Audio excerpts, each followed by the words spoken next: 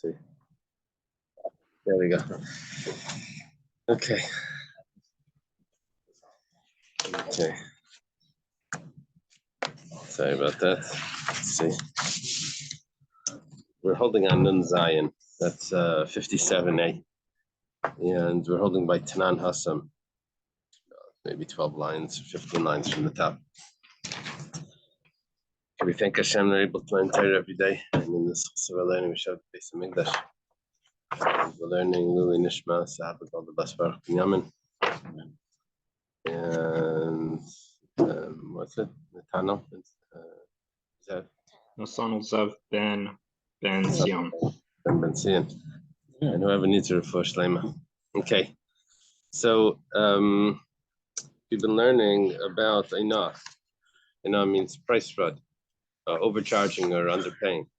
We said that there's certain items that don't have Einah: slaves, documents, realty, and hektish. There's a bunch of other halachas that don't apply to these things as well. Well, now we had a question. Rava, in the name of Rav Chasa, says that Rabami has a question. Okay, so they don't have Einah, they don't have price fraud, but what about bittul mekach? If it's more than a 6, what happens then? If it's real price fraud? So there's a Rabbi Yaina says. He says that Rabami answered the question. Okay, there's no Einah, but there is bittul mekach. That was his answer. Now we have another statement from Rabbi Yaina and Rabbi Yirmiyah in the name of Rabbi Yochanan that when it comes to hektish, according to Rabbi Yaina, they have bittul mekach, and according to Rabbi Yirmiyah, when it comes to karka, they have bittul mekach. Hektish, consecrated items, have bittul. There is price fraud when it's bittul mekach, means the sale is invalid. According to Rabbi Yaina, that applies to hektish. According to Rabbi Yochanan, according to Rabbi Yirmiyah, there's the sale is invalid when it comes to land if the rate is too high of price fraud. Well, we said that if you hold that it applies to hektish, then for sure it applies also to land. And if it applies to land, then it doesn't apply to hektish. And the explanation why it doesn't apply to hektish is because Shmuel was of the opinion that you can redeem hektish even for less than its value. Something expensive could be redeemed with a pruta, which means that there's no price fraud when it comes to hektish. Tanan Hassan, we'll start over there. It's over there. Tmura, probably. This is discussing a case of Tmura, which is when someone takes a consecrated animal and exchanges it for another animal. The rule is that they both become hektish, right? You weren't allowed to exchange one carbon for another carbon. If you did, then they both became hektish. The Mishnah says that if the original animal actually had a blemish on it, so now its redemption is not gonna, it gets redeemed instead of just making something else hektish. The other item does get hektish, but it itself goes out because it has a blemish. And you have to make up the price. So, for example, if the second animal was not the high value as the first animal, so then, and as the first animal is more expensive, then you have to pay the hektish the difference. House always wins. Now, Amar Rabbi Yochanan says on this, so automatically goes out biblically. It becomes redeemed. The first animal that had the blemish is redeemed, even though the value wasn't of the second animal wasn't the same as the first one. And it's only rabbinic law that says that you have to make up the price. That you even have to make up the difference in price on a biblical level. Sounds like it's not redeemed. It sounds like Rish Lakish would not hold of Shmuel. Let's see. B'maya skinan. What are we talking about? Ilim b'chteina. What's the difference in price here? Is the price 1/6 different? Yeah, so maybe one of them is worth, the first one was worth 6, and the second one was only worth 5, right? So then, does Rish Lakish really say that you have to make up the price on a biblical level, but our Mishnah says, we're not going to argue on a Mishnah. Hektish doesn't have a knot. So it can't be that it's only 1/6, that the original animal that has the mum that was worth 6, and the second one that's without the mum is worth 5. It must be that it's worth more than that. That the difference is higher. Maybe the first one's worth 7, and the second one is worth 5.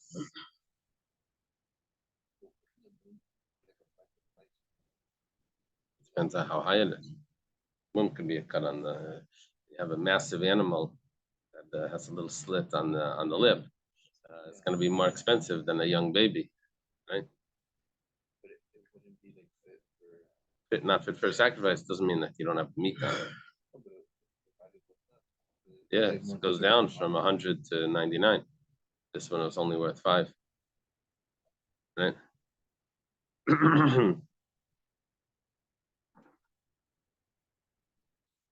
Okay.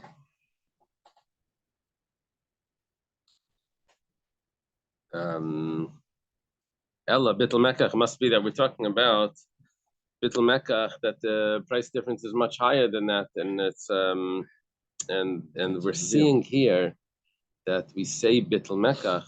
Do we say according to Rish Lakish? What are we seeing? That it's not valid until it's paid up. Until it's paid up, there is Bittul Mekach. According to Rabbi Yochanan, there isn't. In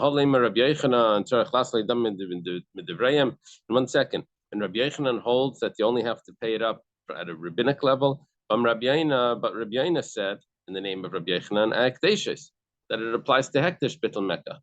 So why are we saying that this transaction is valid if it's at a level of Bittul Mekach? Rabbi Yochanan says in the name of Rabbi Yochanan that it's not valid. Both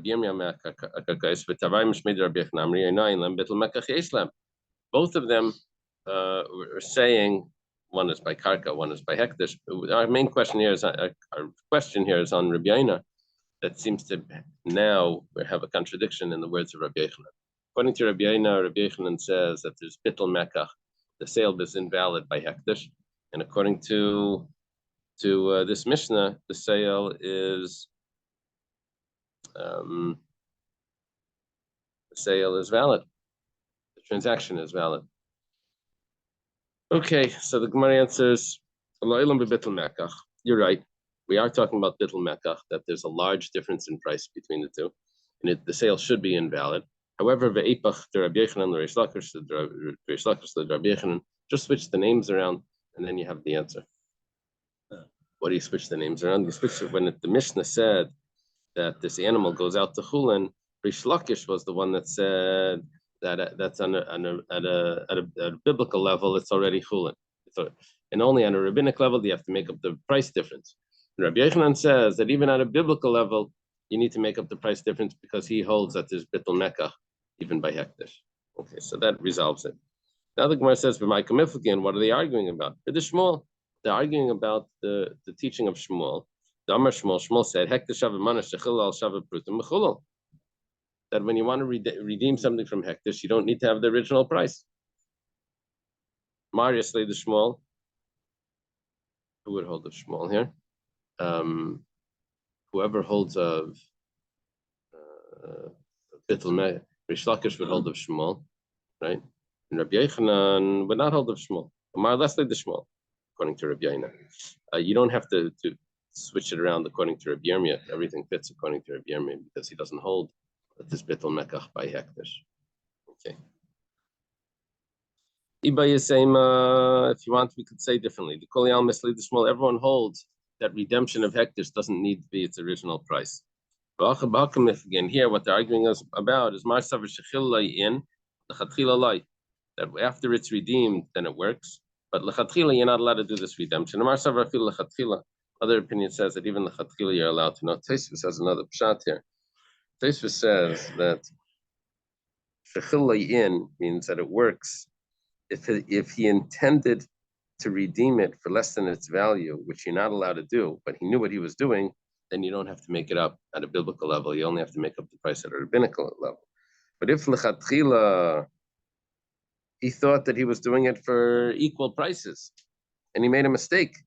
Then a mistake, oh, that's a different story. A mistake is at a biblical level. You have to make up the price.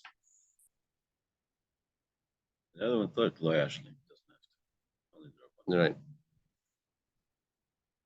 But if it was done b'mezid, everyone holds that you're not allowed to.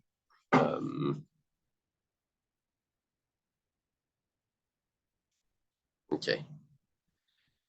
Did we resolve everything here? We're explaining what the machlekes could be. Okay. Ibayasema, if you want, we could say Lailam b'chdeyayna. You don't have to switch around the Rabbi Yochanan and Rish Lakish, because what we're going to do here is we're going to retranslate our Mishnah. And it says, they're arguing about if we accept the words of Rav Chisda. What is that? The Amar that he says, when it says that these items don't have Aina, that's like a totally different shot. They don't have the regulations of Aina, rather, rather, even if it's less than 1/6, the entire sale is invalid. They don't have the laws, the whole concept of Aina that only up to a 6. Before a 6, it's mechila, right? That's usually the rules of Aina, that if there's a small overcharging, we say that it's forgiven. And when it comes to these items, even a small overcharging is not forgiven. It's totally the opposite of everything that we learned. Yeah. What do they say? There's another way of learning this. Safek brachas lahakam.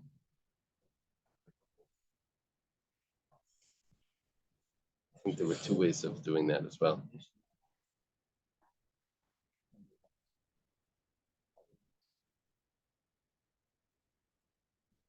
Yeah, explaining this.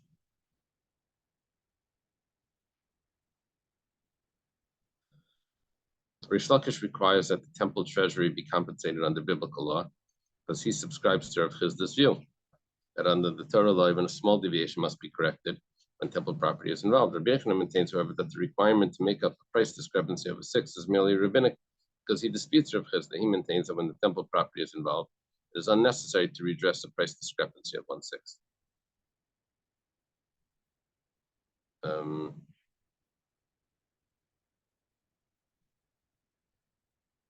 Yeah, it basically means that Rabbi Yochanan can't hold of Chisda. And the way Rashi put it was because Rabbi Yochanan clearly said, "Aina ein lahem bitl mekach yesh lahem," which means Aina ein lahem doesn't mean that they don't have the rules of Aina. Aina ein lahem means that at the level of Aina, which is 1/6, That does not apply. That doesn't apply, but they had to have bitl mekach. It's only according to Rish Lakish that we can explain this, that we can attribute Rav Chisda. So now Shmuel that holds that you don't have, Shmuel clearly doesn't hold the Rav Chisda. And to Shmuel, yeah, it's the opposite. Okay, the Gemara has a question on this Meisvei. How could you say this? That the laws just got so much stricter instead of getting more lenient. That there's no Aina. He's saying the opposite. There's no interest or price fraud when it comes to hektish. Only by there's only interest and price fraud when it comes to a regular person. Okay, so the question is that it seems to be saying that there's no Aina means that we are being lenient, not stricter. It says, yeah, that's your question. We said the same statement in the Mishnah, and Rav Chisda translated it by saying that it's not b'teiras Eina. It doesn't have the criteria of Eina. It's much stricter. So you say the same thing over there. You say that it doesn't have the criteria. Rather, even the smallest amount of price fraud, the deal is off. 1 second. I know the Ktani Seifa, but that it says further It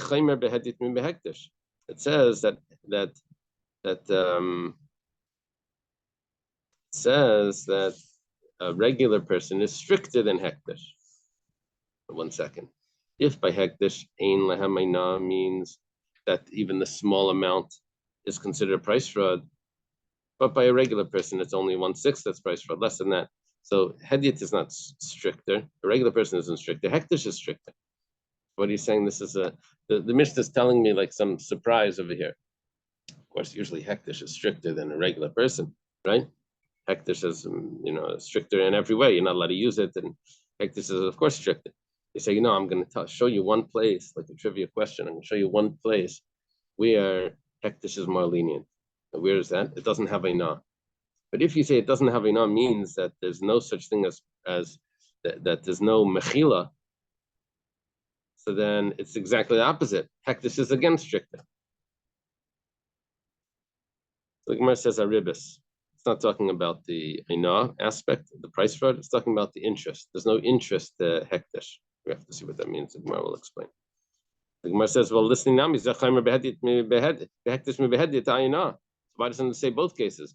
Zechaymer behektish mi behedit and zechaymer behedit mi behektish. Ribis is stricter by a hedit and ayina is stricter by a hektish. Why doesn't it do that? The Gemara says hachiyash. They can't do that.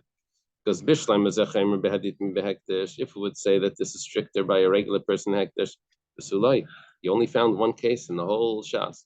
On one case where a regular person is stricter than hektish. El hektish zechaymer b'sulai. You want to say this is a case where it's stricter. It makes it look like this is the only case of that hektish is stricter. Hektish is stricter in every area. You're not telling me anything. And you can't say this is where we found that hektish is stricter. Okay. Ribis de hektish hechidami. What's the case where there's interest by hektish? Is it? Do you want to say that it's a case where the gizbar, who's the treasurer of hektish, decided to lend money to a regular individual that shows up, and b'mei of esrim, he says, "I'll lend you the money that belongs to hektish, but you have to pay hektish back 120." He feels maybe he's doing a mitzvah here. He's making money for hektish. So it says 1 second. The gizbar was just mal. He just violated the rules of meila. What happens when he violates the rules of meila? The concept of meila means that you've taken it out of hektish and you've made it into mundane money. And now it's not hektish anymore. If the gizbar is violating the rules of meila, we don't consider the money hektish. And now what are you telling me that this is halacha of ribis of hektish? It's not hektish anymore.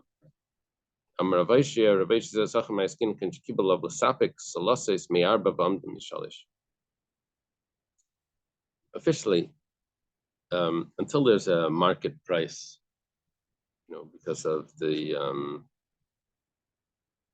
when the grain comes out on the market, they set a price like what it looks like, but until then, you're not supposed to designate how much you're going to pay for grain this year, because you don't know what the price is going to be. So with hektish, they're lenient though. What happens is like this. Here, there was a fellow that says, I'm going to supply flour to the temple. If he bought the what is it? They get future. He got the rights to the supplying the temple. It's a big contract. He gets this. He's going to supply the temple with flour. Says he's going to pay. He's going to supply 4 measurements of. What is it? What was the example for a seller or something? Yeah, 4 measurements for a seller. Okay, so so they give him a lot of money, and he's going to supply over the season 4 measurements for each seller that they gave him. He has the cash now, and he didn't supply that. He has the cash before, right? He has the cash before. Then what's going to happen now is, what happened is the price just went up. So really, for that amount of money, he should only be supplying 3. The rule is, the Tanya, as it was taught in the Brisa, Makabala alav l'sapik slasis me'arba v'amda mishalish, l'sapik me'arba. He has to pay the 4. House always wins. But what's really happening when he's paying the extra is he's paying his original price, which is now the extra. Yeah. He actually got money and is paying back more than what he got. Right. So that's a case of interest. And that's why you're not allowed to do this anywhere else. Hmm. Because he's paying for the ability to hold on to that money. Yeah, that's interest.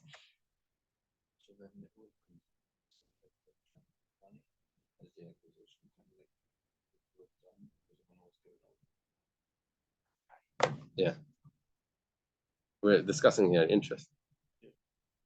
So it's a case of interest. We gave the money, and now that was the agreement. And now he's He has taking to back more. supply it. No. He can say, "Oh look, By a regular person, you weren't allowed to even take the money early. You had to wait for the price to come out. Here, he got the money early, and the rule is that he has to, yeah,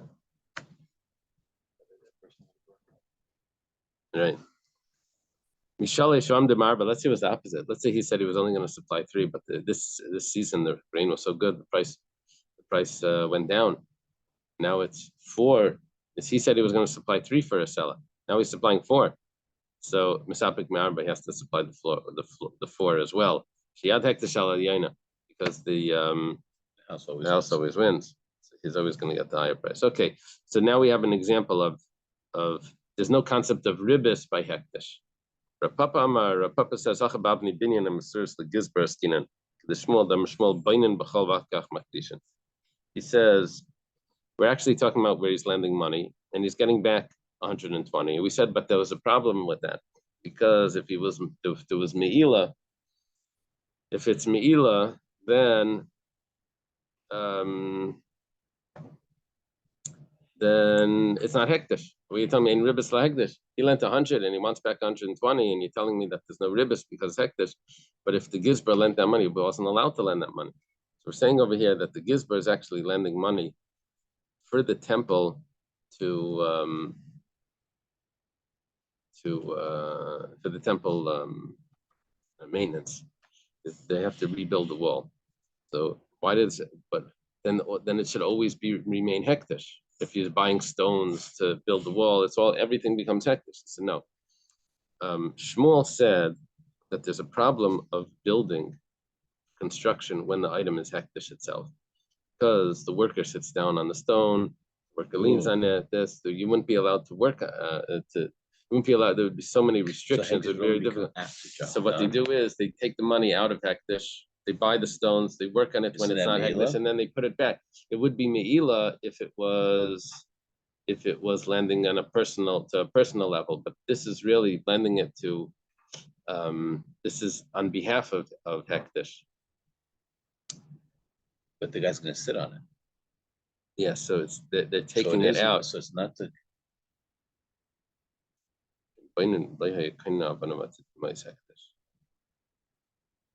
Who's buying it? Can't say the Beis Hamikdash is buying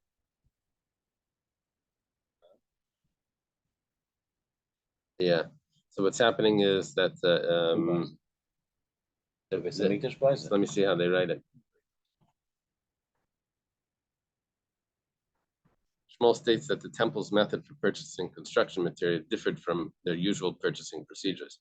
When the temple made other procedures, it generally paid cash. This payment automatically transferred the sanctity of the temple's money to the item being purchased. The item became consecrated. But if the construction was concentrated as soon as they were purchased, it was very possible that the builders and bystanders might commit me'ila. To preclude this possibility, the temple would not pay cash for these materials. It would buy them on credit that remained non-sacred during construction. Only after the construction materials were fixed in place would the temple pay for them. Thus, the materials used for temple were non-sacred during construction, even though they were owned by the temple. The Gemara cites 2 cases in which interest may be taken for transactions involving the temple. In both cases, it is the temple that collects the interest. The Gemara never suggests that an individual may extend a loan to the temple treasury for interest. However, because this is clearly untrue, okay.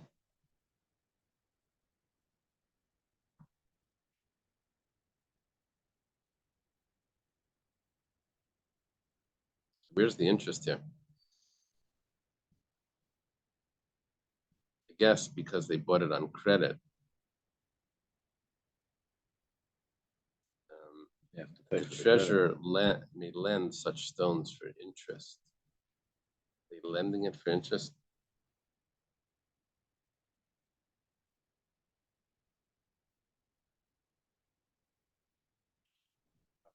Oh.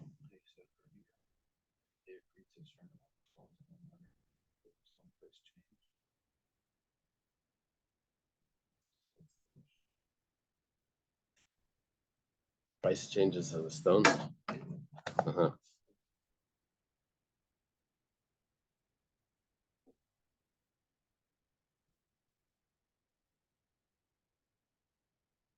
He's lending the stones.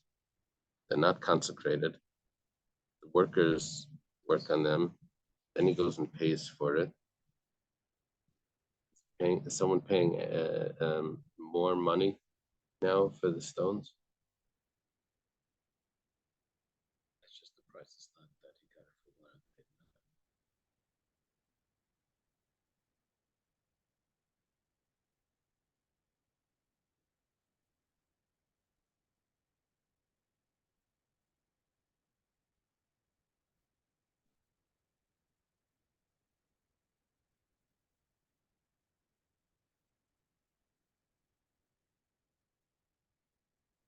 I'm missing something.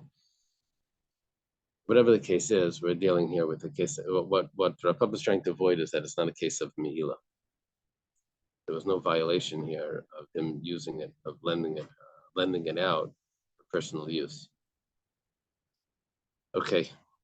Now the Gemara says, "Einam tashlumi kefal." In these items, we also don't have kefal, right? Which is talking about avodim, karkayis, and ekdeshes, yeah, and shtaris.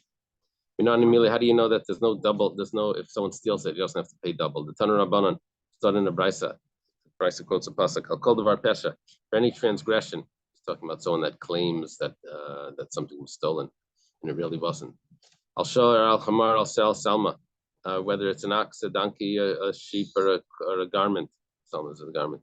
That's a prat. I'm sorry. Kol devar pesha is a klal. We're going to have a klal, a prat, klal here. A generalization, a specific, and then a generalization.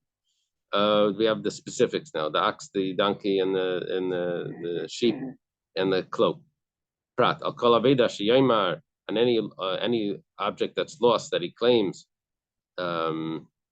This is so, right? That's how the pasuk continues. Chazer klal. That's a generalization again. Klal prat to klal. What happens when you have a generalization, a specific generalization? You have to done el kana prat. What you do is you make the generalization similar to the specific. What are the specifics of the specific? Well,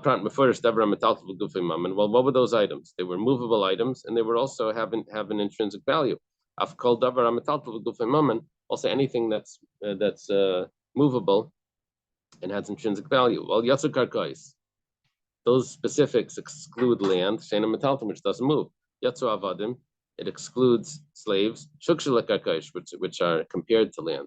We said before that there. It says that you shall inherit by the slaves. It says you shall inherit by land, so they're compared to the land. Yatzer shtaris, and it also excludes documents. Even though they're movable, but ain't gufamamin, but they're not intrinsic. They don't have intrinsic value. They prove to a value, but they don't actually have that value in them. Hekdeshes. What about things that are consecrated? Amakra re'ehu v'lei hekdesh. It says in the pasuk, it says re'ehu. It says his friend, which means that it's excluding hekdesh. Same thing is going to apply to the next case, but the next case is just going to follow up on this case, and then we'll see. The same thing applies to that these items don't have 4 or 5 times. Would really only apply to hekdesh because karka is of course not an ox or a sheep that has the 4 or 5 time payment. My time, what's the reason? Because once you don't have the double payment, then you can't have the 4 or 5 times because it says 4 or 5 times, not 3 or 4. If an unpaid watchman doesn't take an oath that he wasn't negligent for these items. How do you know that? The Tanur Rabbanan was taught in a Brisa. Brisa quotes the pasuk. A person will give his friend. This is in Parshas Mishpatim, the first paragraph of the Watchman is referring to Hashem Rechinim. It says if a person will give to his friend, doesn't say exactly what, klal, that's a generalization. Kesef Kalim. Now we have the specifics. It says money or utensils, prat, that's the specifics. We're going to be basish, and it's stolen from the house of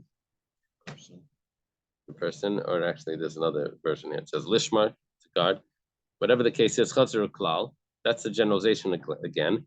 Klal prat to klal, when you have a generalization, specific generalization, the way it works is, you have to done el kana prat. So you include everything that's similar to the specific. Ma prat first ever metal from gufim, and just like money and vessels is movable, and it also has intrinsic value. So this concept of watching something and that the watchman has to swear would only apply to things that are movable and have intrinsic value. This excludes land which is not movable. It also excludes slaves which are compared to land. It also excludes documents. But they don't have intrinsic value. And when it comes to hektish, it's only his friend, but not hektish. It says that a shemer sachar doesn't have to pay for these items if it was stolen or lost. If it was stolen or lost. How do we know this? The Rabbanar was telling the initial person will give to his friend. Now we're in the second paragraph, second section that's talking about a paid watchman. It says that's a cloud, that's a generalization. Chamari shari, it's an ox, a donkey, an ox, or a sheep. Prat, that's a specific. Chol behema lishmar, or any animal to watch. Plus a cloud, that's probably the lishmar, to watch, is the generalization. Klala prat to klala, when you have a generalization, specific and generalization, you have to done el kana prat. The way you do this is you do everything that's comparable to the specific. Also, everything that goes under this category is going to be things that are movable and have intrinsic value. This excludes land chain and metaltlum, which is not movable. Avadim, it excludes slaves, which are compared to land because of the inheritance. It also excludes documents, even though they're movable, but they're missing the other factor, which is en gufamam, and they don't have intrinsic value. Ekdeishais, when it comes to consecrated items, the pasuk says re'eo v'leishel hekdesh. Okay, that was just to give me the sources why this halacha applies. Now it says shemechinim ein nishma. You told me that a shemechinim doesn't swear that he was negligent for these items if he had to watch an item of hektish, or you have to watch land or slaves or something like that, or documents. For a minute, there's a contradiction. It says, B'nai Ha'ir, the people of one city, Shesholchu Shekleim, they made a messenger to take their shkalim. Shkalim are the coins that have to be given to the temple by every individual during the month of Adar. The sacrifices were purchased with them. So, V'nignu Shavdu, and they got stolen from the messenger. Now, the rule is that anything that was sent, when the gizbar, what happens is in the temple itself, the treasurer removes coins, and he removes them from the box, and he says, okay, this is what we're going to use for the sacrifices this year. He has in mind the value of the coins that were meant to be brought as well, even though they didn't actually make it. Now, what happens now is these fellows, their coins didn't make it to the temple because it got lost. So, if the gizbar had already removed coins from the temple to be able to use them to purchase in the sacrifices, and now they show up in court, it's the people of the city are taking the post office people, right, the messengers, to court. So then it says nishpan legizbarim, whose coins got lost? The people that sent it, their coins are already, it's considered like it's already in the temple. So who lost? The temple lost.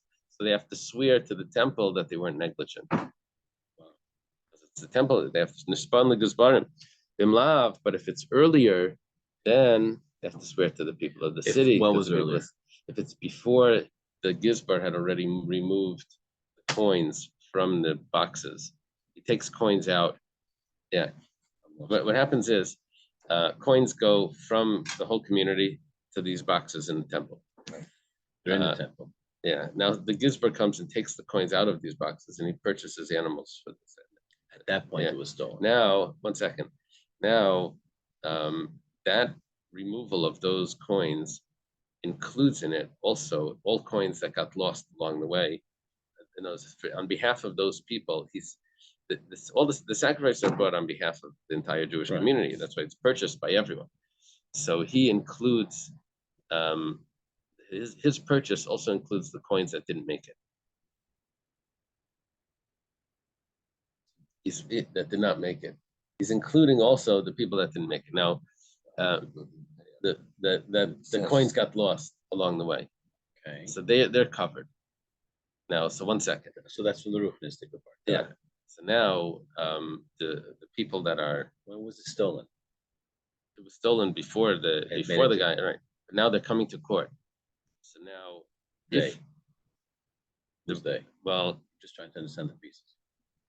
The one factor that stays the same is that the messengers are coming to court.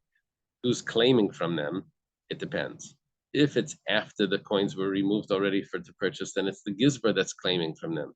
You didn't bring the coins, and I'm already paying on your behalf. Okay, so they have to make an oath to the Gizbar that they weren't negligent in order to be exempt.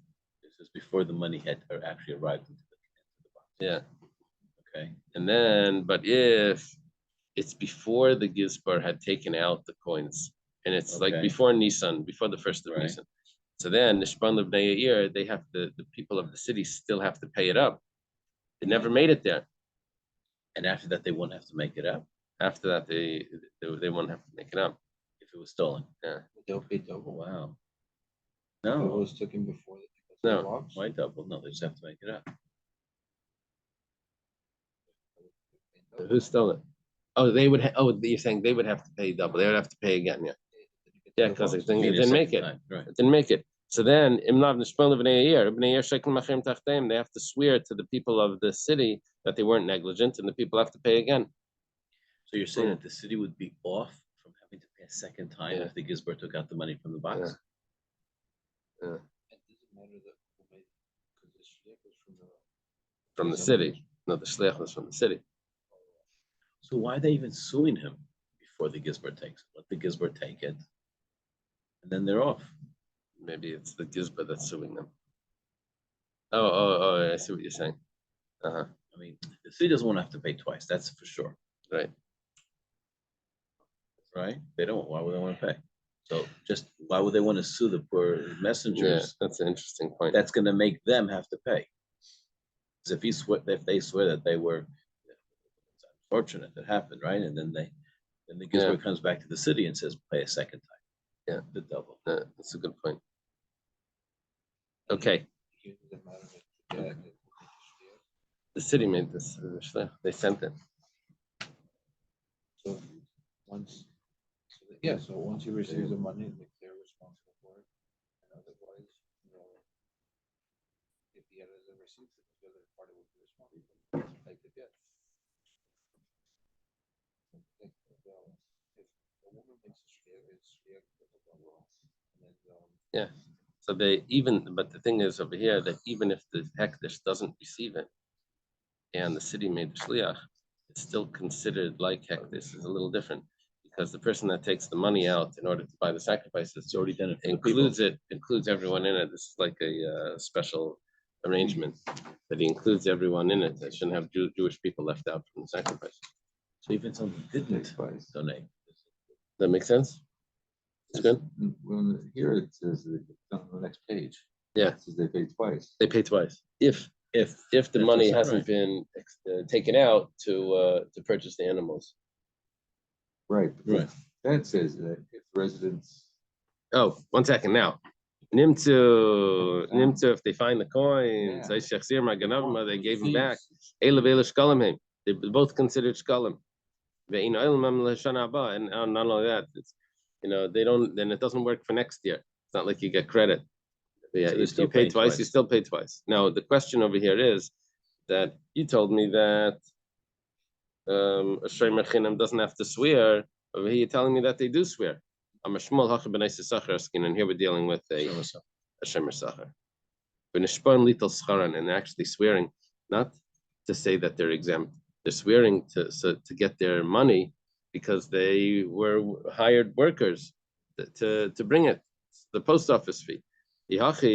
So if that's the case, what do you mean? They swear to the gizbar? The gizbar didn't hire them. It wasn't the treasurer, it was the people of the city that didn't want to make the trip themselves, paid someone to you go on our behalf. They swear to the people of the city, but you just have the presence of the gizbar there, that they shouldn't suspect them of some foul play. Vinami, or also, it shouldn't be called negligent. Okay. It says 1 second. We said that it was in that, it says it got stolen or lost. Now, what do you mean they're going to be exempt from payment? That if it's you just told me that we're talking about, it's not a shemer chinam, it's talking about a shemer sacher, and they're not talking about and they're only talking about getting their wages. Really, they should have to pay if anything is stolen or lost. Okay, even if you're going to say that they don't have to pay, but you're going to pay for their, you're going to pay for their negligence. You're going to give them their payment when they don't fulfill their job. It's like the post office collecting the fee, and they're really obligated to pay for the thing itself, even if you're going to say they're exempt, because we said over here that a shemer sachar, what the Mishnah say, even going to say it doesn't have to pay, but it doesn't mean you have to pay them.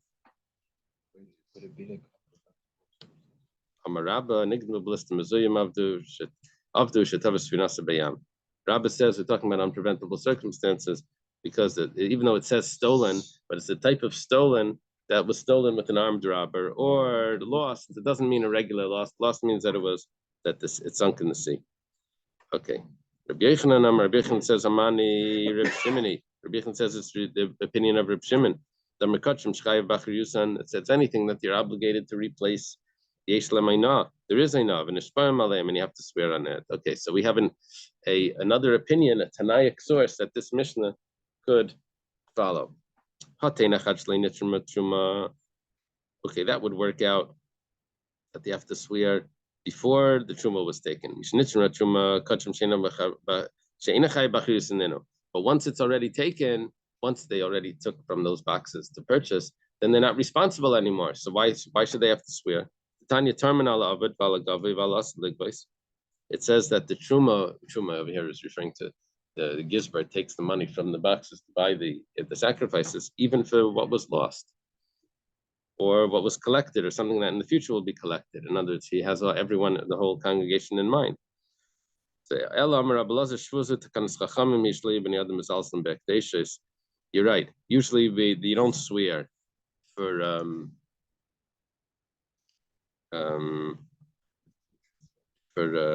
kachim, but this is a special oath that people should take special care of their kachim items. Okay.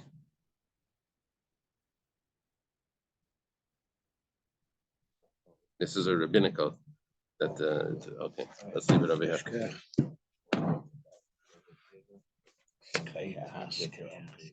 Yeah, back to the original case without switching the case. Thank you. Have a good day, everyone. Put it up on the internet. Shortly. Sure. Yeah.